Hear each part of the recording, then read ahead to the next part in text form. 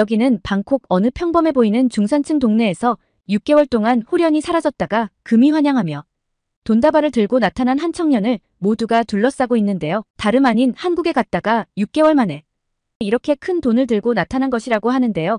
도대체 무슨 일이 있었던 건지 오늘의 사연 시작합니다. 구독, 좋아요 꾹 눌러주세요. 안녕하세요. 저는 태국 방콕에 사는 25살 수파차이 룽아룬입니다. 어릴 적부터 저는 항상 우리나라보다 더 발전된 곳에 대한 동경이 있었어요. TV에서 미국이나 유럽의 발달된 모습을 보면 언젠가 태국도 저렇게 될 수 있을까 하는 생각을 자주 했었죠. 그런데 고등학교에 입학하면서 제 시선을 사로잡은 나라가 있었습니다. 바로 한국이었어요. 처음에는 그저 우연히 눈에 띈 것뿐이었습니다. 학교 앞거리에 새로 생긴 카페에서 시원한 에어컨 바람을 맞으며 공부하던 어느 날 창밖으로 지나가는 차들을 보다가 문득 깨달았어요. 예전에는 보기 힘들던 한국 차들이 점점 많아지고 있다는 것을요. 현대, 기아 같은 브랜드의 차들이 도로 위를 달리고 있었습니다. 그날 이후로 저는 주변의 한국 제품들을 유심히 살펴보기 시작했어요. 집에 있는 TV와 냉장고가 삼성 제품이라는 것, 엄마가 쓰시는 화장품 중 몇 개가 한국 브랜드라는 것 등을 새삼 알게 되었죠. 이전에는 그저 당연히 있는 물건들이라고만 생각했는데 그것들이 모두 한국에서 온 것이라니 신기했습니다. 점점 한국에 대해 알고 싶어진 저는 인터넷 검색을 시작했어요. 그리고 놀라운 사실들을 발견했습니다. 불과 몇십 년 전만 해도 한국은 태국보다 가난한 나라였다는 거예요. 6.25 전쟁으로 폐허가 된 나라에서 세계 10위권의 경제 대국으로 성장한 한국의 이야기는 저에게 큰 충격을 주었습니다. 어떻게 이런 일이 가능했을까? 이 의문은 제 머릿속을 떠나지 않았어요. 한국의 발전 과정을 더 자세히 알고 싶어진 저는 도서관에서 관련 책들을 찾아 읽기 시작했습니다. 한국의 교육열, 근면성실한 국민성, 정부의 효과적인 정책 등 다양한 요인들이 복합적으로 작용했다는 것을 알게 되었죠. 특히 인상 깊었던 것은 한국의 교육 시스템이었어요. 공교육의 질을 높이기 위해 국가적 차원에서 많은 노력을 기울였다는 점, 그리고 부모들이 자녀 교육에 얼마나 열성적인지를 보며 감탄했습니다. 우리나라의 현실과 비교해보니 배울 점이 정말 많다고 느꼈어요. 그러던 어느 날 학교에서 놀라운 소식을 들었습니다. 우리 학교에서 제2외국어로 한국어를 채택한다는 거였어요. 중국어나 일본어가 주로 선택되던 때에 한국어가 새롭게 추가된 것입니다. 저는 망설임 없이 한국어를 선택했죠. 한국어 수업은 제 기대 이상이었습니다. 단순히 언어만 배우는 것이 아니라 한국의 문화와 역사도 함께 배울 수 있었어요. 한글의 과학적인 원리, 세종대왕의 위대한 업적, 한국의 전통 예절 등을 배우면서 한국이라는 나라가 얼마나 대단한지 다시 한번 느낄 수 있었습니다. 수업 중에 한국의 도시 모습을 담은 영상을 본 적이 있어요. 서울의 깨끗한 거리, 효율적인 대중교통 시스템, 첨단 기술이 적용된 건물들. 그 모습을 보며 저는 감탄을 금치 못했습니다. 우와, 정말 미래의 도시 같아요. 라고 말하자 선생님께서 웃으시며 말씀하셨죠. 서울은 지금도 계속 발전하고 있어요. 여러분이 알고 있는 모습보다 더 놀라운 일들이 일어나고 있답니다. 그 말씀을 듣고 저는 더욱 호기심이 생겼어요. 한국의 현재 모습이 더 궁금해진 저는 인터넷에서 한국의 일상을 소개하는 계정들을 찾아보기 시작했습니다. 그리고 정말 놀라운 것들을 발견했어요. 버스 정류장에 설치된 냉방 의자, 자살 방지를 위해 다리에 설치된 문구들, 깨끗하게 정비된 하천. 한국 사람들에게는 평범한 일상의 모습일지 모르지만 제 눈에는 모든 것이 혁신적으로 보였습니다. 특히 인상 깊었던 것은 시민들의 세금이 이렇게 효율적으로 사용되고 있다는 점이었어요. 세금은 저렇게 쓰는 거구나라는 생각이 절로 들더라고요. 이런 경험들이 쌓이면서 저는 점점 더 한국에 대해 깊이 알고 싶어졌습니다. 단순히 언어를 배우는 것을 넘어서 한국과 태국의 관계, 그리고 한국의 발전 과정을 체계적으로 연구하고 싶다는 열망이 생겼어요. 그래서 대학에 진학할 때 국제관계학과를 선택했습니다. 대학에서의 공부는 제 시야를 더욱 넓혀주었어요. 한국의 경제성장 모델, 기술혁신 전략, 문화산업 육성 정책 등을 배우면서 한국이 어떻게 한강의 기적을 이룰 수 있었는지 조금씩 이해할 수 있었습니다. 동시에 태국의 현실과 비교하며 우리나라가 나아가야 할 방향에 대해서도 진지하게 고민하게 되었죠. 그러던 중 놀라운 기회가 찾아왔습니다. 한국-태국 관계를 연구하는 프로젝트에 참여할 수 있게 된 거예요.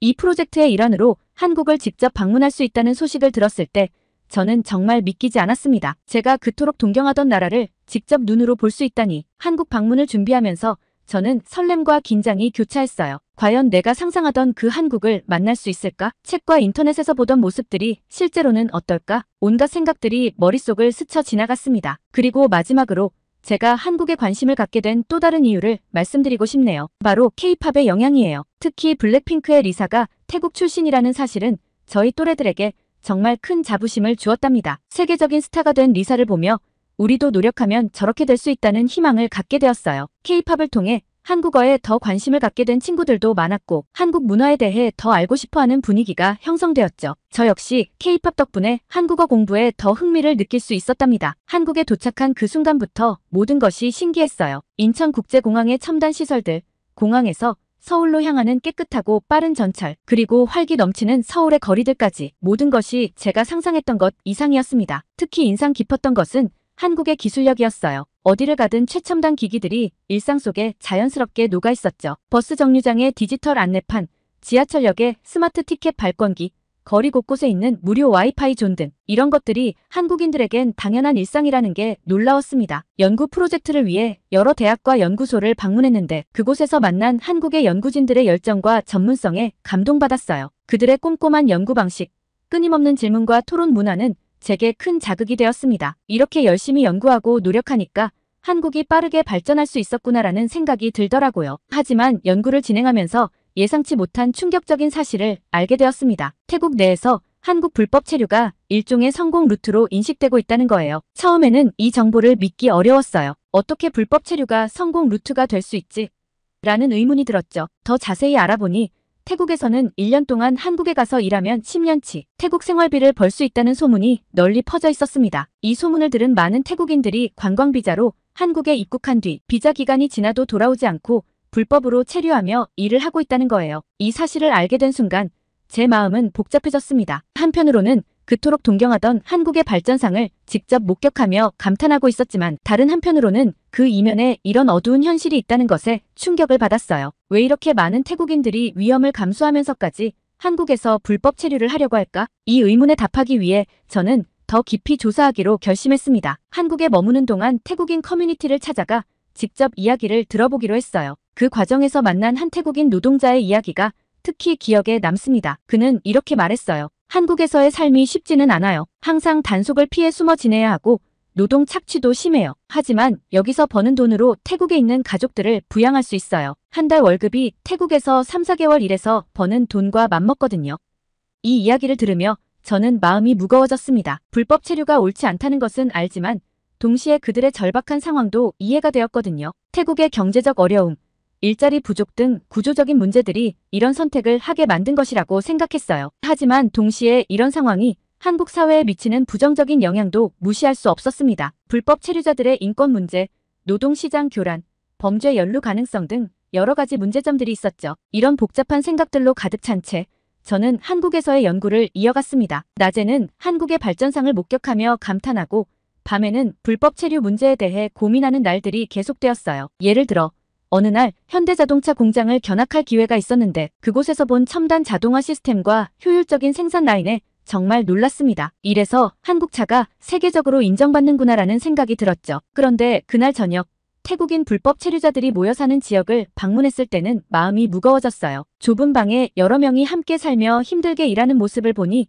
마음이 아팠거든요. 이런 극명한 대조를 보면서 저는 점점 더 이 문제에 대해 깊이 연구해야겠다고 생각했습니다. 단순히 한국의 발전 모델을 배우는 것을 넘어서 이런 발전 과정에서 발생할 수 있는 부작용과 그 해결 방안에 대해서도 고민해야 한다는 걸 깨달았어요. 한국에서의 시간이 흐를수록 저는 이 문제가 단순히 태국과 한국 사이의 문제가 아니라는 것을 알게 되었습니다. 이는 글로벌 경제 시대의 노동 이주와 관련된 보편적인 문제였던 거예요. 선진국과 개발도상국 사이의 임금 격차, 일자리 문제, 인권 문제 등이 복잡하게 얽혀있는 거죠. 이런 깨달음은 제게 큰 과제를 안겨주었습니다. 어떻게 하면 태국도 한국처럼 발전하여 우리 국민들이 더 이상 이런 위험한 선택을 하지 않아도 되게 할 수 있을까? 이런 질문들이 계속해서 제 머릿속을 맴돌았어요. 한편으로 한국의 아름다운 모습들도 계속 저를 감동시켰습니다. 서울의 밤거리를 걸으며 본 화려한 네온사인들, 한강공원에서 여유롭게 시간을 보내는 시민들, 전통과 현대가 공존하는 경복궁과 광화문 광장, 이 모든 것들이 제게 깊은 인상을 남겼어요. 특히 한국인들의 빨리빨리 문화와 열정적인 모습은 정말 인상적이었습니다. 어디를 가든 사람들이 바쁘게 움직이고 열심히 일하고 공부하는 모습을 볼 수 있었어요. 이런 국민성이 한국을 빠르게 발전시킨 원동력이구나라는 생각이 들었죠. 그리고 한국의 교육열도 직접 체험할 수 있었습니다. 한 고등학교를 방문했을 때 밤늦게까지 공부하는 학생들을 보고 놀랐어요. 선생님들의 열정적인 가르침, 학부모들의 적극적인 지원, 이 모든 것들이 한국 교육의 힘이라는 걸 느낄 수 있었습니다. 이렇게 한국의 긍정적인 면들을 보면서도 불법 체류 문제에 대한 고민은 계속되었습니다. 어느 날 저는 용기를 내어 한국인 교수님께 이 문제에 대해 물어보았어요. 교수님의 대답은 제게 새로운 시각을 제시해 주었습니다. 이 문제는 단순히 법적인 차원의 문제가 아닙니다. 이는 국제협력, 경제발전, 인권 등 다양한 측면에서 접근해야 할 복잡한 문제예요. 한국도 과거에 많은 사람들이 해외에 나가 일했던 시기가 있었어요. 그때의 경험을 바탕으로 지금은 이 문제를 해결하기 위해 노력하고 있죠. 이 말씀을 듣고 저는 큰 깨달음을 얻었습니다. 문제를 바라보는 시각을 넓혀야 한다는 것, 그리고 역사적 맥락에서 이 문제를 이해해야 한다는 것을 알게 되었어요. 한국에서의 시간이 흐를수록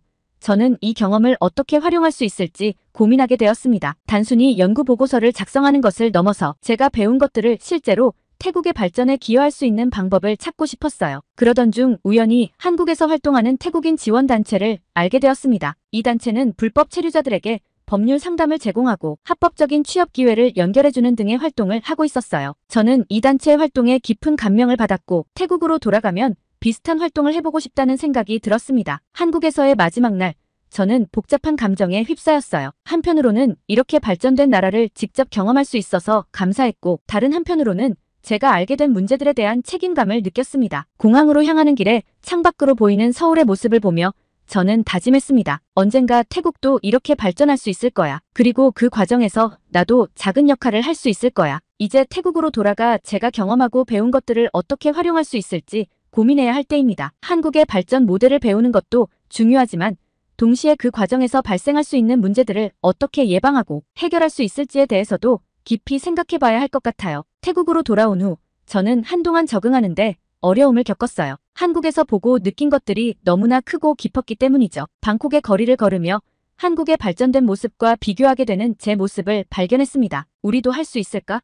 라는 의문이 계속 머릿속을 맴돌았어요. 하지만 이내 저는 그런 생각을 떨쳐냈습니다. 그래, 우리도 할 수 있어. 한국도 처음부터 저렇게 발전한 게 아니잖아. 이렇게 마음을 다잡고 저는 본격적으로 행동에 나서기로 결심했어요. 먼저 한국에서의 경험과 연구 결과를 정리해 보고서를 작성했습니다. 이 보고서에는 한국의 발전 모델뿐만 아니라 불법 체류 문제와 같은 부작용들도 함께 다뤘어요. 이 보고서를 정부 관계자들과 함께 제출하며 태국의 발전 방향에 대한 제안을 했습니다. 그러나 현실은 녹록지 않았어요. 많은 사람들이 그건 한국의 이야기일 뿐이야. 태국은 다르지. 라며 시큰둥한 반응을 보였죠. 하지만 저는 포기하지 않았습니다. 오히려 이런 반응이 제게는 더 큰 동기부여가 되었어요. 다시 한국에서의 경험과 연구 결과를 정리해 보고서를 작성했습니다. 이 보고서에는 한국의 발전 모델뿐만 아니라 불법 체류 문제와 같은 부작용들도 함께 다뤘어요. 이 보고서를 대학 교수님들께 제출하고 제 생각을 나누었습니다. 교수님들은 제 열정에 감명받으셨지만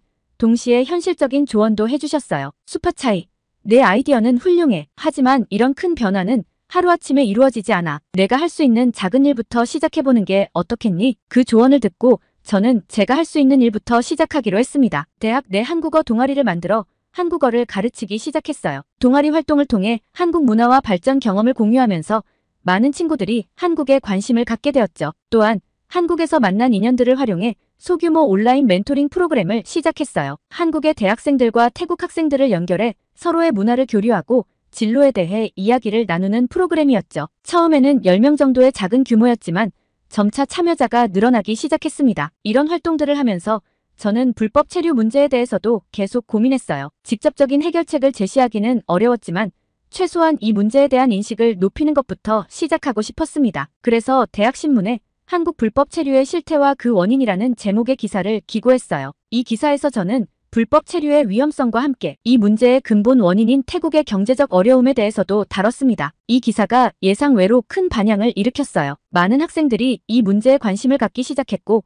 토론회도 열리게 되었습니다. 저는 이 토론회에서 제 경험을 나누고 우리가 할 수 있는 일들에 대해 이야기했어요. 우리가 당장 큰 변화를 만들어낼 순 없어요. 하지만 우리 각자가 할 수 있는 작은 일부터 시작한다면 그것이 모여 언젠가는 큰 변화를 만들어낼 수 있을 거예요. 이런 활동들을 하면서 저는 점차 제 꿈을 구체화해 나갔습니다. 언젠가는 한국과 태국을 잇는 교육 프로그램을 만들고 싶어요. 양국의 청년들이 서로를 이해하고 함께 성장할 수 있는 기회를 제공하고 싶습니다. 물론 아직은 먼 꿈이에요. 하지만 저는 포기하지 않을 거예요. 지금은 제가 할 수 있는 작은 일들부터 꾸준히 해나가고 있습니다. 동아리 활동, 멘토링 프로그램, 그리고 계속해서 이 문제에 대해 연구하고 글을 쓰는 일, 이런 작은 노력들이 모여 언젠가는 큰 변화를 만들어낼 수 있을 거라고 믿습니다. 대학을 졸업하고 2년이 지난 지금 저의 작은 노력들이 조금씩 결실을 맺기 시작하고 있습니다. 제가 시작한 한국어 동아리는 이제 우리 대학의 공식 프로그램으로 인정받아 더 많은 학생들에게 기회를 제공하고 있어요. 처음에는 20명 정도였던 회원이 이제는 200명이 넘었답니다. 온라인 멘토링 프로그램도 크게 성장했어요. 한국의 여러 대학들과 협력 관계를 맺어 이제는 매년 100상 이상의 한국 태국 학생들이 교류하고 있습니다. 이 프로그램을 통해 많은 태국 학생들이 한국 유학의 기회를 얻기도 했고 한국 기업에 취업하는 경우도 있었어요. 특히 기억에 남는 건 이 프로그램을 통해 한국 IT 기업에 취업한 친구의 이야기예요. 그 친구는 이렇게 말했죠. 멘토링을 통해 한국의 IT 산업에 대해 알게 되었고 그것이 제 진로 결정에 큰 영향을 미쳤어요. 이제 저는 합법적으로 그리고 자부심을 가지고 한국에서 일하고 있습니다. 이런 성공 사례들이 알려지면서 불법 체류에 대한 인식도 조금씩 변하기 시작했어요. 많은 젊은이들이 굳이 위험을 감수하며 불법으로 갈 필요가 없구나라고 생각하게 된 거죠. 물론 아직도 갈 길이 멀지만 작은 변화의 조짐이 보이고 있다는 점에서 희망을 느낍니다. 대학 신문에 기고했던 제 글은 이제 전국 규모의 신문에 연재되고 있어요. 한국 태국 함께 성장하는 길이라는 제목으로 매달 한 번씩 글을 쓰고 있답니다. 이 글을 통해 한국의 발전 경험과 함께 불법 체류의 위험성에 대해서도 계속해서 알리고 있어요. 최근에는 태국 정부의 한 부처에서 자문을 요청해왔어요. 한국과의 청년 교류 프로그램을 기획 중인데 제 경험과 의견을 듣고 싶다고 하더라고요. 비록 아직 작은 역할이지만 이렇게 조금씩 변화에 기여할 수 있다는 사실에 큰 보람을 느낍니다. 하지만 현실은 여전히 녹록지 않아요. 경제적 어려움 때문에 여전히 많은 태국인들이 불법 체류를 선택하고 있습니다. 얼마 전에는 한국에서 불법 체류 중 단속에 걸려 강제 출국당한 친구를 만났어요. 그 친구의 이야기를 들으며 마음이 무거워졌습니다. 난 선택의 여지가 없었어. 가족들을 부양해야 했거든. 한국에서 벌었던 돈으로 동생 학비도 되고 부모님 병원비도 냈어. 후회는 없지만 지금은 어떻게 살아야 할지 막막해. 이런 현실을 마주할 때마다 할 일이 아직 많이 남았다는 걸 실감합니다. 단순히 불법 체류는 나쁘다라고 말하는 것만으로는 부족해요. 그들이 그런 선택을 할 수밖에 없었던 근본적인 원인을 해결해야 합니다. 그래서 저는 이제 새로운 도전을 준비하고 있어요. 태국 내에서 좋은 일자리를 만들어내는 것.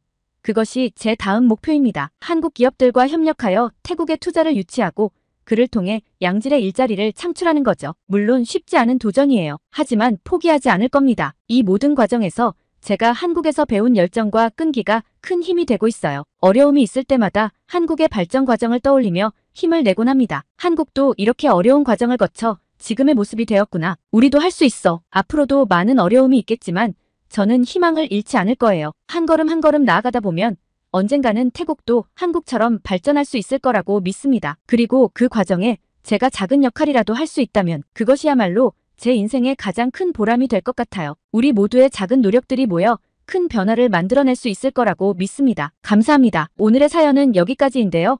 태국 방콕대학교 출신 수피차이 씨가 한국을 동경했던 마음을 가지고 한국의 많은 것들을 배워와 태국에 적용시킨 점이 정말 대단한데요. 앞으로 어떤 활동들을 더하면 좋을지 많은 댓글 남겨주세요. 구독과 좋아요 감사드리며 다음 영상으로 찾아뵙겠습니다.